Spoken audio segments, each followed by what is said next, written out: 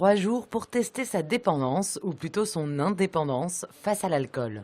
Un concept proposé depuis 30 ans au Brestois et depuis quelques années par d'autres villes, comme Landerneau. Si on peut s'abstenir de boire pendant 3 jours, si on n'a pas des conséquences physiques ou psychotropes, on n'est pas dépendant de l'alcool. Le dimanche après-midi, sur le chemin de halage, on va à la rencontre du bébé. Et souvent, c'est l'entourage qui fait le premier pas. Ici, le projet est porté entre autres par d'anciens alcooliques. Ça nous fait une piqûre de rappel. Quand on fait des actions, on se remémore un peu d'où on a passé et de regarder un peu derrière nous, de ne pas retomber. À Morlaix, le centre de soins d'accompagnement et de prévention en addictologie fait partie du réseau qui organise le défi morlaisien. Là encore, l'entourage des personnes dépendantes à l'alcool est une cible privilégiée durant ce défi.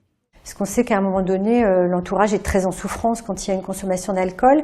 Et nous, ici au XAPA, on est vraiment convaincus que de soutenir ou d'aider l'entourage, ça va avoir une incidence sur la personne concernée par l'addiction.